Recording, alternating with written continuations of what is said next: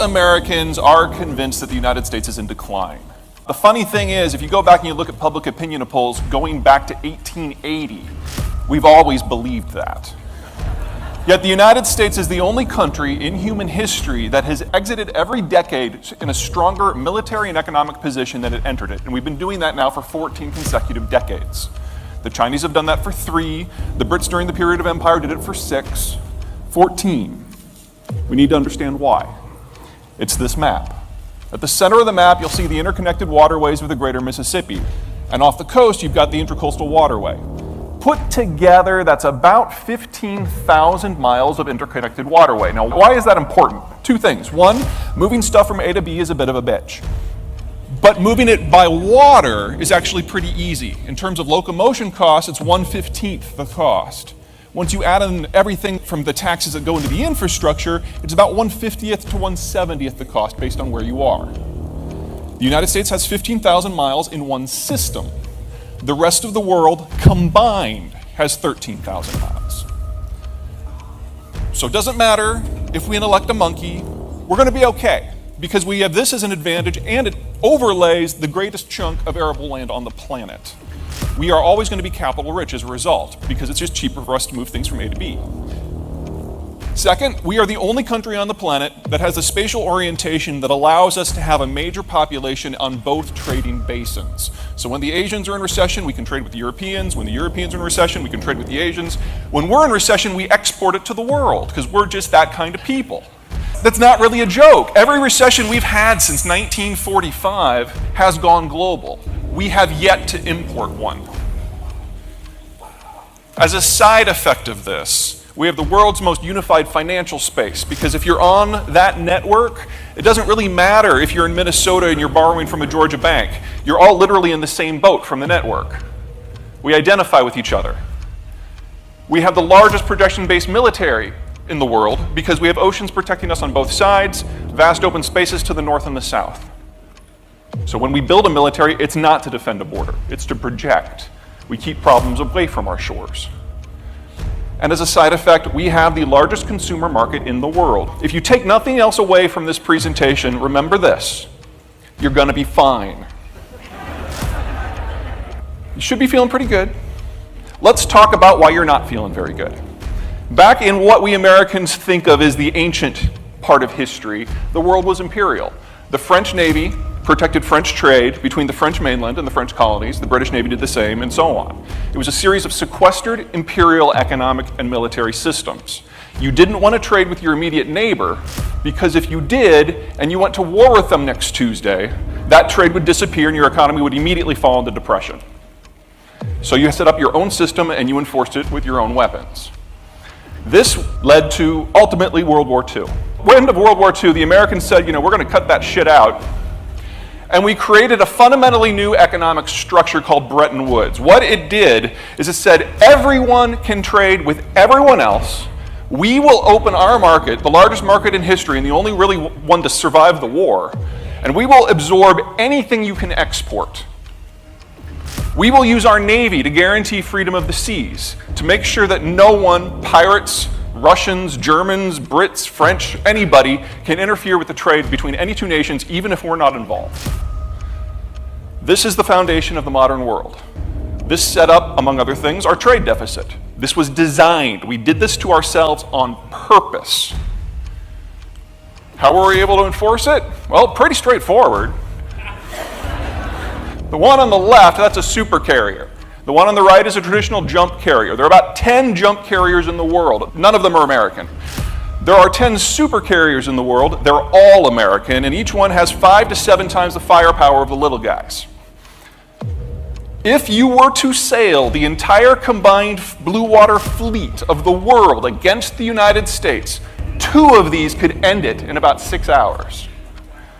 The United States has more projection tonnage than the rest of the world combined by a factor of 3.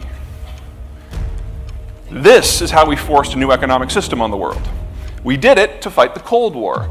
We used our economy to underwrite everybody else into an alliance that we basically bribed. And it worked fantastically.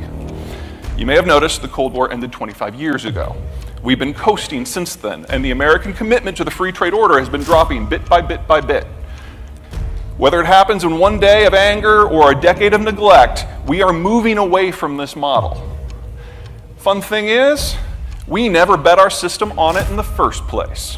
For us, it was a strategic gambit, not an economic one. As a percentage of GDP, there are only 3 countries on this planet that are less integrated to the wider world than we are: Brazil, Rwanda, and South Sudan. 14% of our GDP is from exports. 1/3 of that is oil. Guess what shale's doing to that? Of the remainder, 2/3 of our trade portfolio is in the Western Hemisphere. Half of it is just with NAFTA. The United States is an isolated economy and the biggest economy and the most secure economy. Let's talk demography. You can split any population into 3 general categories. First, you have your young workers, people roughly aged 20 to 45. These are the folks that are having kids, going to college, buying cars, buying homes. They're big spenders. This is where most of the growth in a consumer-led economy comes from. However, they're at the beginning of their system. So they don't have a lot of money, so they have to borrow to fund all of this stuff.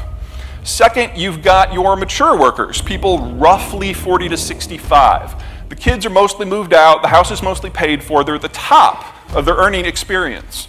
But they don't have a lot of debt, they don't have a lot of consumption, so this is where the investment in the system comes from. And normally it's a strict system, small generation providing credit to a larger generation. Things like business plans matter, collateral matters. And finally, you have your retirees. They've made their nest egg, they take it away, they put it in cash, generate sorts of investment that don't generate much of an income and also don't generate a lot of economic growth. Here's Canada. Do we have any Canadians in the room? There's gotta be at least, there we go. What is wrong with you people? About 1965, you forgot how to have kids. Look at that. No replacement generation coming up. You've got a big bulge of mature workers. And I spent some quality years in Canada when I was a kid, and I can tell you, you got the basics down. You're just missing something. So right now, Canada is the most capital rich it has ever been. Interest rates are at the floor. You can buy a house for pennies on the dollar once you figure in the interest costs. It's a great time to be up there. The Alberta oil boom, for example, was funded because of this demographic. But you fast forward a few years, and that bulge moves into retirement, and there isn't a replacement generation to pay taxes or one behind that to generate growth. So Canada is in the equivalent of going up a cliff and it's about to jump off from a financial point of view. Here's the United States. Let's start with the boomers. Who are the folks in the room who were born between 1945 and 1965? Hands up. Okay, quite a few boomers. The current world, if you want to blame someone for it, blame them. Medicare, Monica Lewinsky, subprime, these are all their fault. Let's start with the more serious of those, subprime. Boomers are the largest generation as a percentage of the population in American history. As such, they swarmed in hordes into the labor market when they hit age 20 to 25. They competed with each other with such anger that they drove prices down for labor across the board. That's why so many of them are 2-income homes, because they had to be. Play that forward to where they are right now at the mature level, where they're paying in taxes en masse and they're nearing retirement, and they have the same problem. They're competing for investment opportunities. And so they're pushing money into anything that they think might eke out another % or 2 of returns. And this is where subprime comes from. This is where the developing world boom of the last 15 years comes from. It's boomer money looking to make a little bit more before they retire. Gen Y, these are people born 1980 to 1999.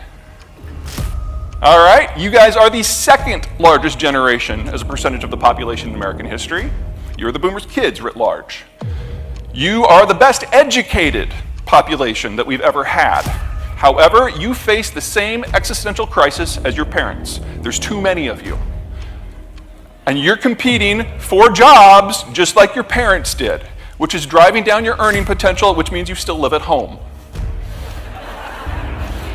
And then Gen X, people born 1966 roughly to 1980. Okay, we're the smallest generation. I'm in that group, right in the middle. We're the smallest generation ever in this country. And when we came into the workforce, there were so many boomers that we didn't hardly earn anything. We are the eternal intern generation.